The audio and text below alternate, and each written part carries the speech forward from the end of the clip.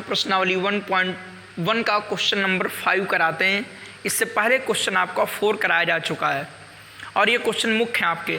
सिद्ध करना यूक्लिड उदाहरण प्रमेयिका का प्रयोग करके दर्शाना किसी धनात्मक पूर्णांक का जो घन होता है वो या तो 9m के रूप में लिखा जा सकता है या 9m+1 के रूप में लिखा जा सकता है या 9m+8 के रूप में लिखा जा सकता है। कोई भी आप धनात्मक पूर्णांक ले लीजिए। जैसे 5 लिया, इसका करेंगे घन का घन करेंगे तो घन करने पाएगा 125। इसको आप 9 से भाग करके देखेंगे, 9 का नाम आपका 9, बचेगा कितना 3 और 9 तिया आपका कितना हुआ 27, बचेगा आपका 8। तो जानते इसको किस रूप में ले सकते हो, 9 गुणे आप 13 और +8, अर्थात इसको लिख दिया हमने 9m+8 के रूप में लिख दिया। ठीक, m कोई भी पूर्णांक हो सकता है। ऐसे आप ले लीजिएगा 4 का करोगे घन, 4 का घन करोगे आएगा 64, 4 4 या 16, 4 या 64, 64 में आप 9 से डिवाइड करोगे, 9 7 आपका होता है 63, 1 बचा। तो इसको किस रूप में ले सकते हो, इसको ले सकते हो 9 × 7 + 1, अर्थात 9m+1 के रूप में ले सकते हो। ठीक, अब इसी को आपको बताना है यूक्लिड उदाहरण प्रमेयिका का प्रयोग करते हुए। ठीक, ये तो आपको हमने बताया कि कैसे ये होते हैं, ठीक, जिससे आपको ये दिक्कत नहीं होगी समझने में। लेकिन ये नहीं लिखना है सब कि आप 4-5 उदाहरण दे दो, लिख दो कि इससे सिद्ध हो गया, ऐसा नहीं करना है। आपको निकालना, सिद्ध करना है यूक्लिड उदाहरण प्रमेयिका का प्रयोग करते हुए सिद्ध करना है। तो देखो क्या लिखेंगे इसमें, जैसे क्वेश्चन 4 किया था वैसे ही 5 करेंगे। माना ए कोई धनात्मक पूर्णांक है,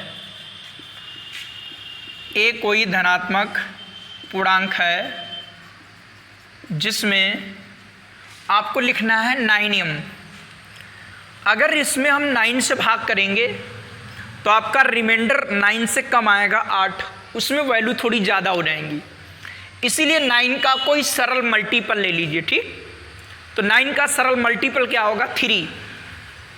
9 का कोई सरल फैक्टर ले लें, चाहे गुणनखंड ले लें, तो आपका आएगा 3। तो जिसमें 3 से भाग देने पर, 3 से भाग देने पर भागफल Q व शेषफल आपका R प्राप्त होता है, शेषफल R प्राप्त होता है। या आप 9 से भाग कर दो, थोड़ा लंबा क्वेश्चन हो जाएगा। ठीक, इसमें हम 9, क्योंकि ये बड़ी संख्या है तो इससे इसका कोई सरल मल्टीपल ले लेते हैं, 3 से भाग देने पर भागफल आपका Q और शेषफल R प्राप्त होता है। तो यहाँ लिखेंगे यूक्लिड विभाजन प्रमेयिका से।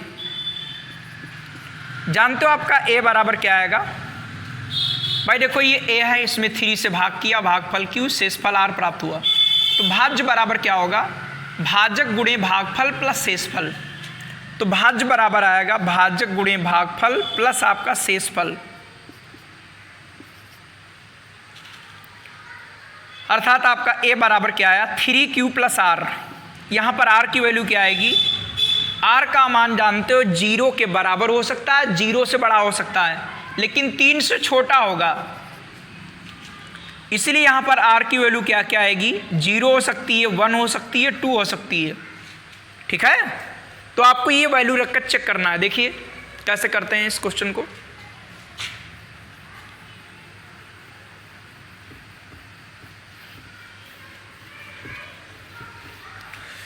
ये वैल्यू रखकर चेक करिए।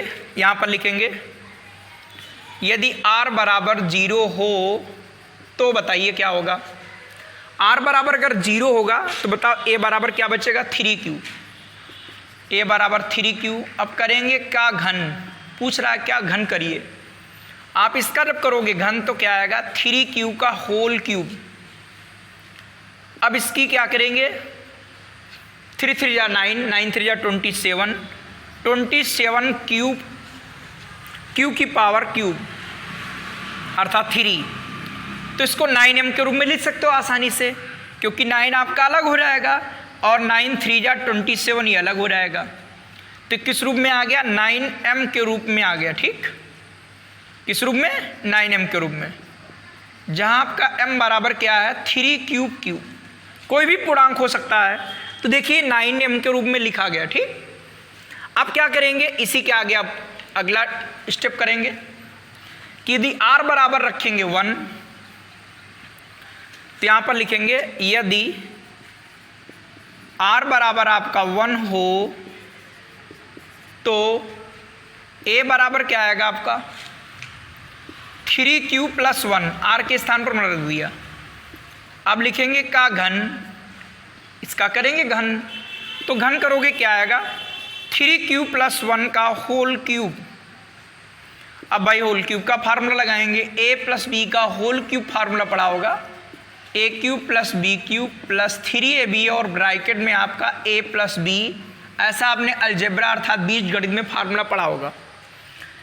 तो यहाँ पर लगाएंगे आपका a cube plus b cube plus 3 आपका a और इंटू बी, a के स्थान पर 3 क्यूब है, b के स्थान पर आपका a है, और ब्रैकेट में आपका a प्लस बी,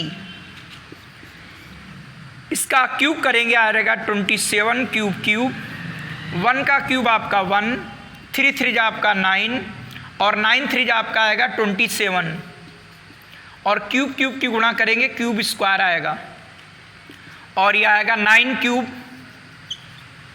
1 से मल्टीप्लाई, इसको आप जो है यहाँ पर लिख देंगे क्यूब वाला, अब लाएंगे स्क्वायर वाला और फिर लाएंगे क्यूब और बचेगा 1। ठीक है, अब देखेंगे इसमें से आपका 9 कॉमन, अर्थात ये चेंज हो जाएगा 9m प्लस 1 के रूप में, क्योंकि 1 बच रहा है।